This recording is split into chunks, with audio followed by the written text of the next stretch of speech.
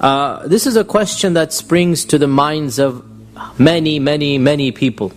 And the response is multifold. First and foremost, it is not of much benefit to us to think about what is going to happen to other people.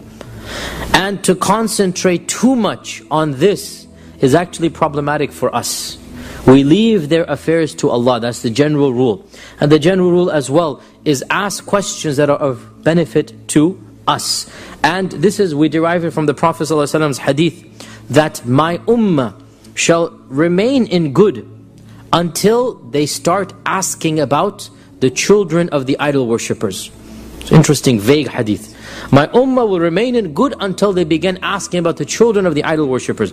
Some of the scholars have interpreted this hadith, my ummah shall remain in good until they start debating about issues that are of no concern to them.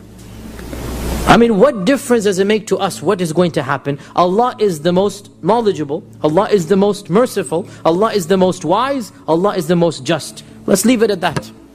That's one response, and that's level one. After having said, don't ask, I will then answer anyway. Because there is a theological benefit here.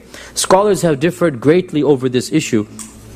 And the bottom line is that people who had access to the teachings of Islam, or knew monotheism, but did not avail themselves to that knowledge, they will not have an excuse in the eyes of Allah.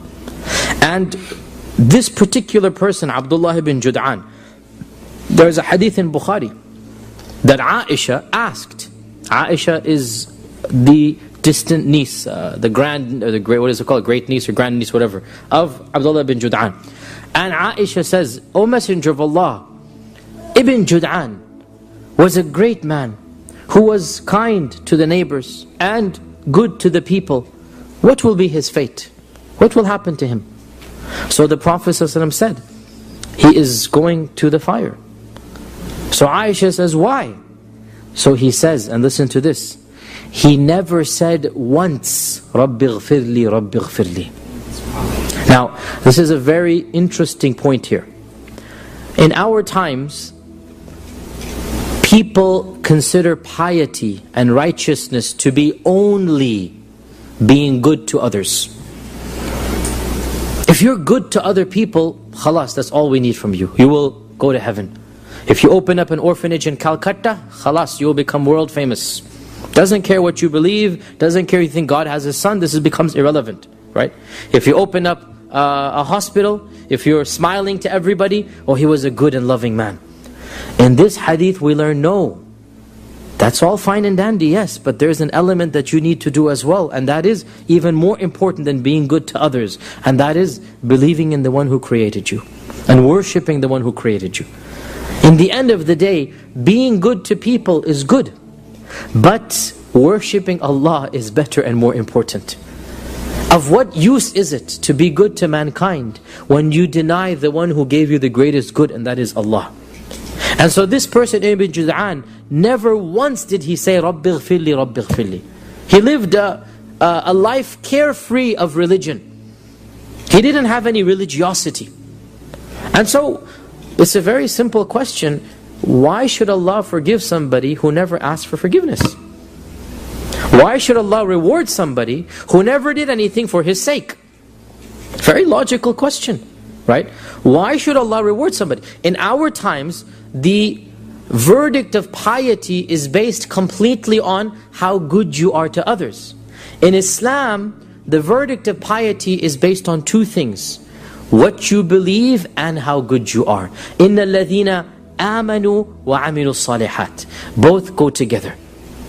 You need to have the proper belief and do it for Allah, and then you need to have good amal that follows along with that. If you have one without the other, it is of no use. It is of no use. And we say this very clearly as well. Just because somebody says they're a Muslim doesn't mean anything. Does not mean anything. And we believe as Muslims that no human being has the right to say, you're going to Jannah and you're going to hell. No. You don't say this of anybody unless Allah has said it. So we say Abu Bakr is going to Jannah, Iblis is going to hell. I can say this because Allah told me. We say Umar is going to Jannah, Fir'aun is going to hell. We say this because Allah has told me.